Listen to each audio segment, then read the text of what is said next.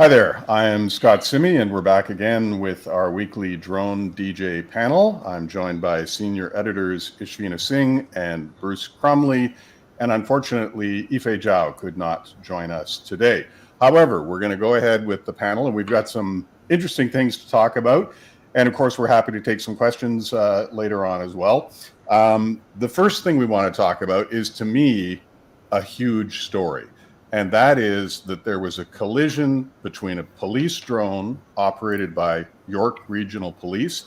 This is kind of the Greater Toronto area in Canada, and a Cessna that was on approach to Buttonville Airport, which is, I don't know, about a 30-minute drive from my house.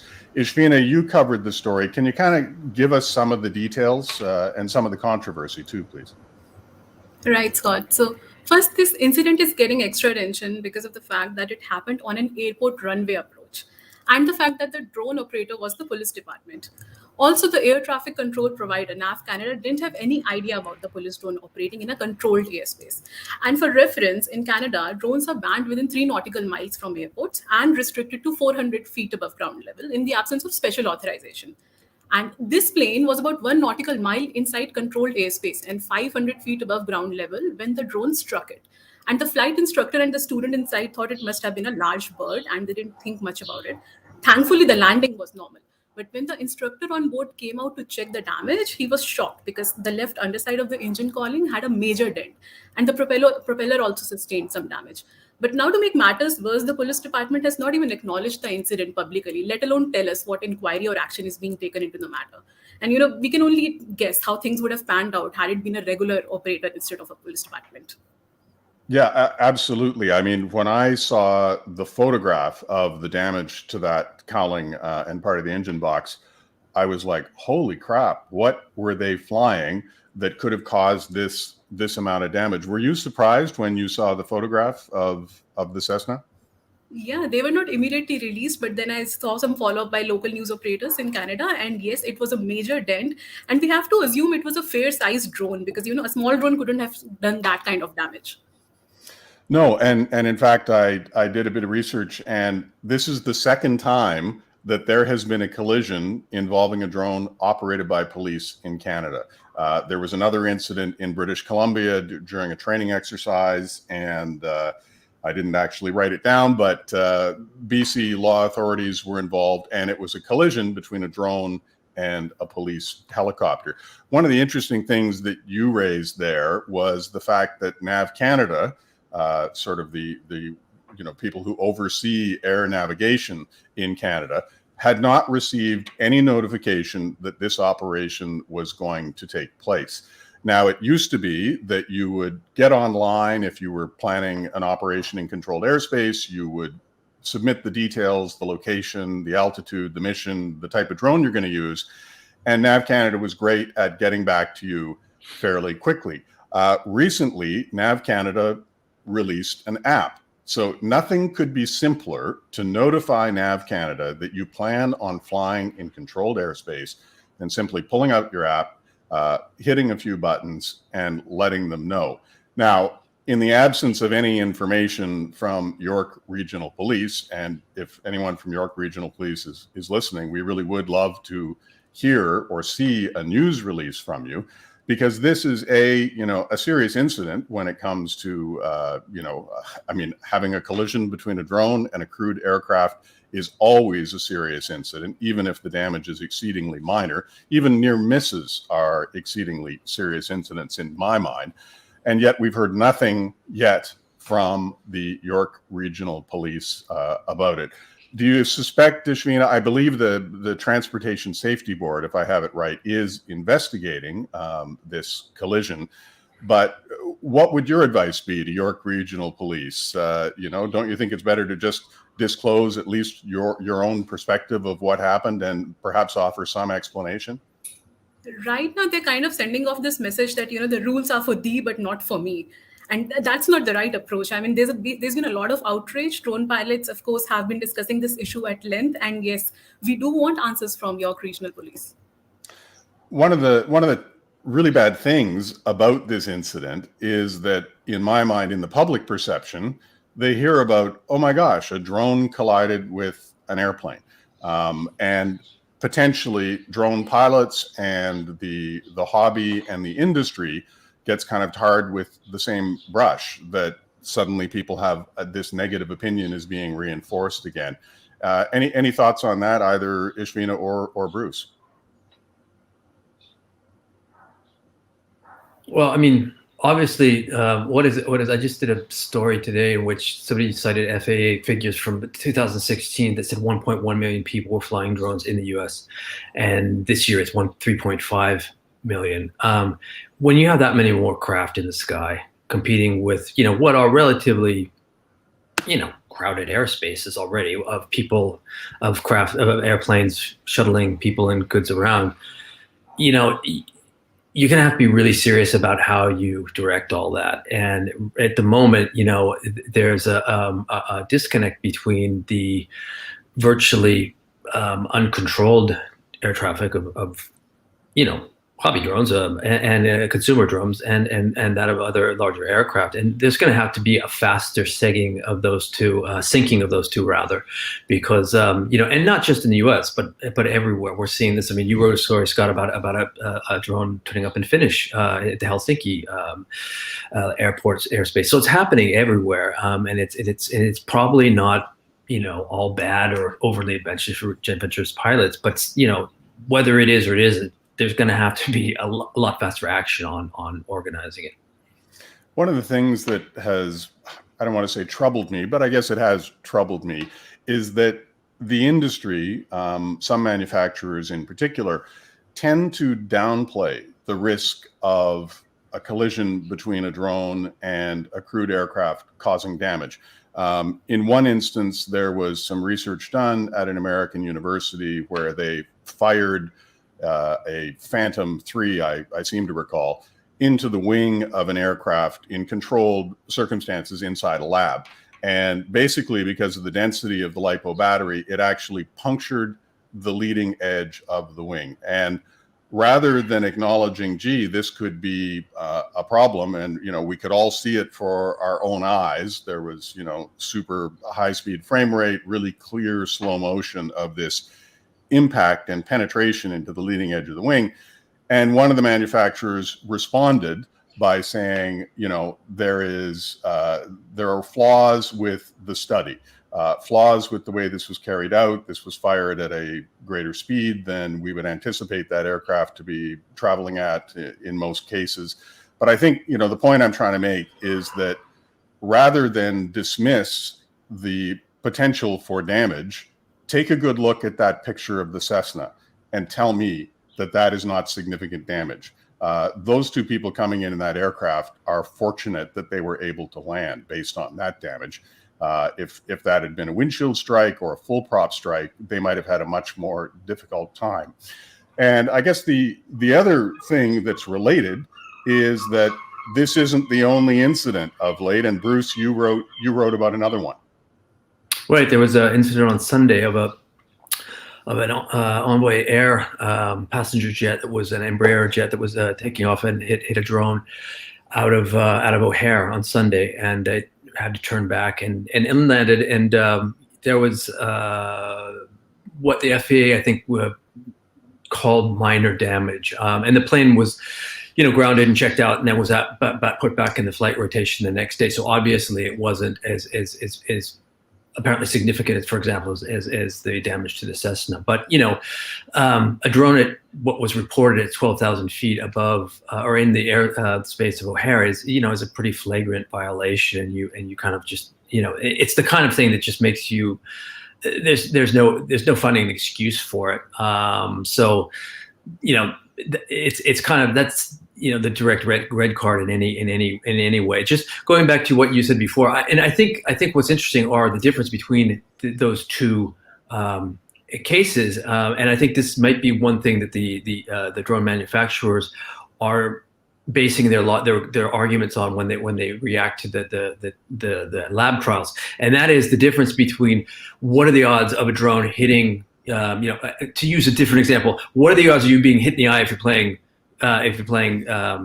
paint gun battle without goggles on, And what's the damage if I shoot you in the eye with a paint gun? Those are two extremely different scenarios. And I have the feeling that's the difference that the drone manufacturers are making. One is a guaranteed result. The other is what the probability of that ever happening. But I think, as you said, what's interesting from these two cases is, A, the Cessna definitely, incurred, pretty serious damage. And B, the Embraer had some. It'd be interesting to compare those two and try to get official reports as to what the differences those differences are. Now, while we were, yes, go ahead, Ishina. Yeah, so what happened in Canada is something that we can presume to be reckless behavior, especially because NAF Canada wasn't informed about it, and they were very obviously in controlled airspace. But the US incident, when this happens at 12,000 feet, you have to somewhere kind of assume that maybe the software was hacked with, because you don't get regular consumer drones that will go up to that height without some kind of sophisticated hacking going on with the software. Right. So this is, of course, it can't be compared. This is definitely intentional. So while we were discussing that, some comments came in. We got thumbs up from Trucker Beetle Bailey. And then we had Joel Mario Garza, who started with, "That's crap. That entire statement is flagrant. It is irresponsible to make those statements." Joel, if you're still online, maybe you could let us know what it is in particular you're objecting to, because there is no doubt whatsoever that serious damage was caused to the Cessna, and there is no doubt whatsoever that some in the drone industry have downplayed the risk that could occur if an aircraft and an unmanned aircraft were to collide in the air. So I think it's irresponsible to ignore the potential risk. It's irresponsible to suggest that damage can't occur when we've seen that. We've seen it also, even with a Black Hawk helicopter, that there was damage caused by a drone striking the blade. So it's an issue that, in my mind, needs to be discussed, and certainly on the forums there is plenty of discussion about this incident in Canada. All right, we're going to move on to Tucson, where there was a bizarre story this week, and give us the details, Bruce. You wrote the story.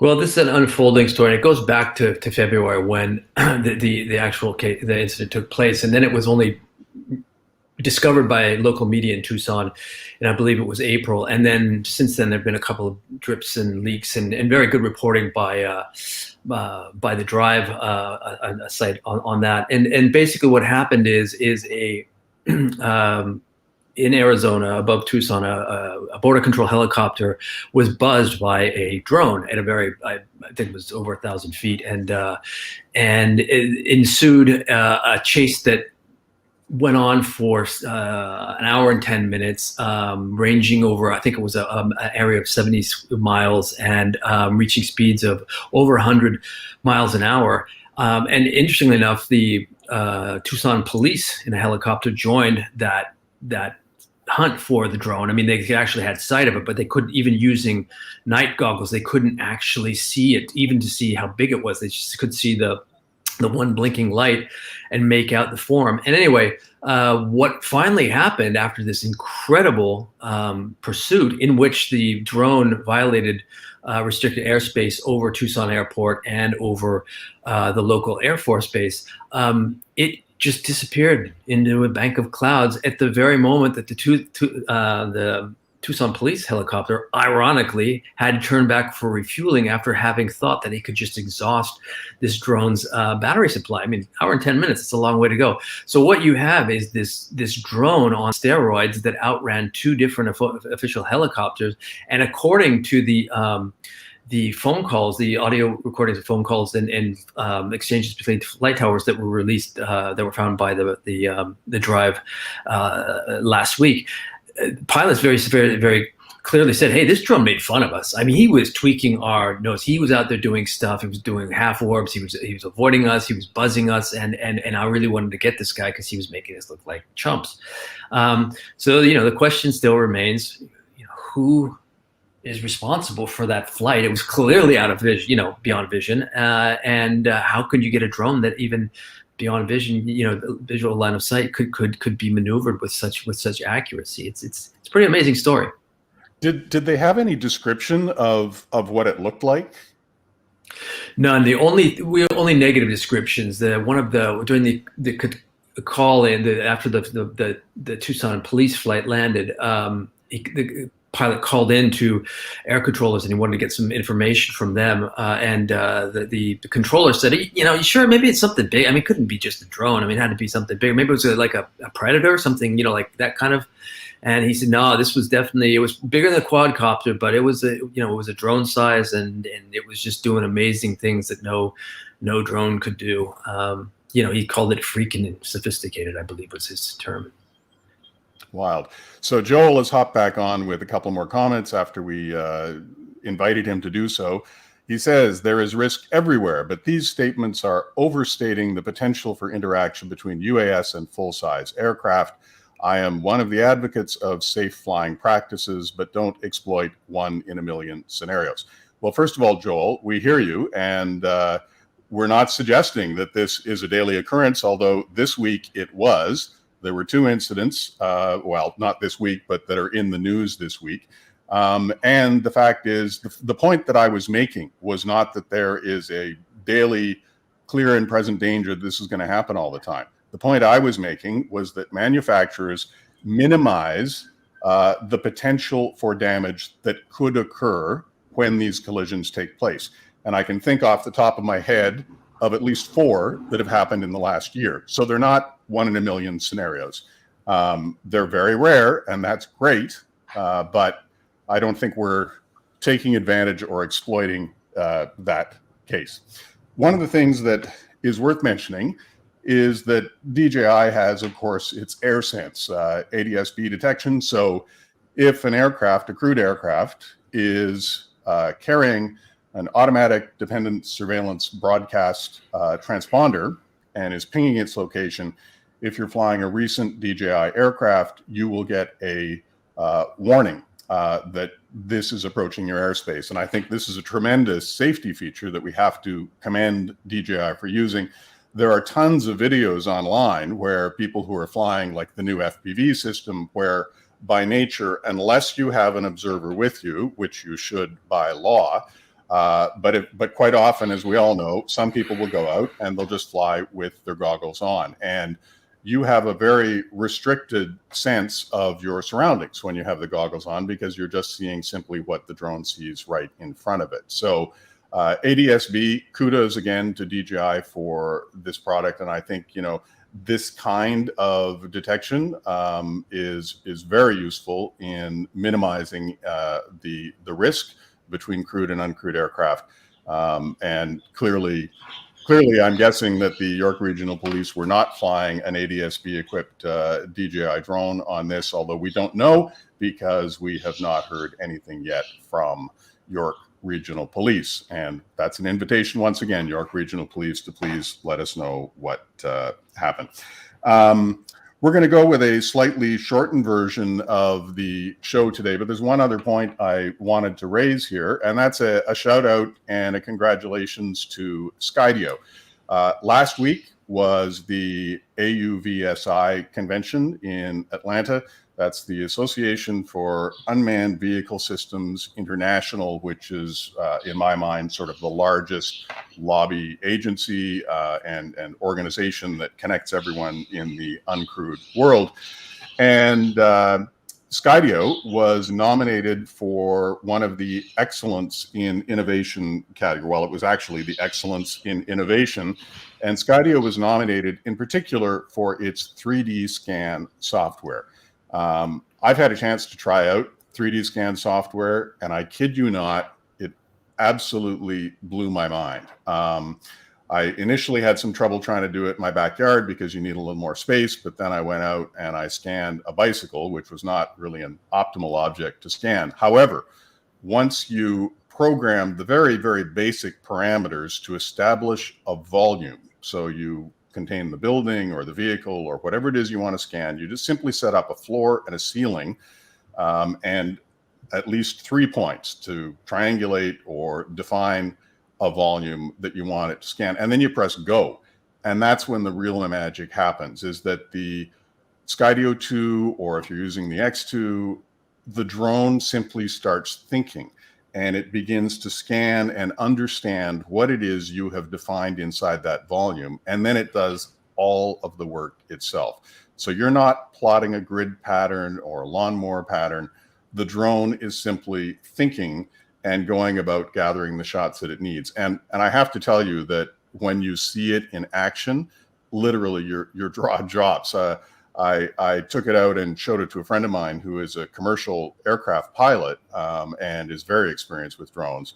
And he gave it a shot as pilot in command, and he was absolutely stunned. So congratulations, Skydio. 3D Scan is a phenomenal product. And it leads us to one final topic here, and that is that in the enterprise side of drones in particular, although arguably in the consumer side as well, we're beginning to see more automation, more artificial intelligence. And I'm thinking specifically here of Skydio, though there are some other companies like Percepto that have some very smart UAVs.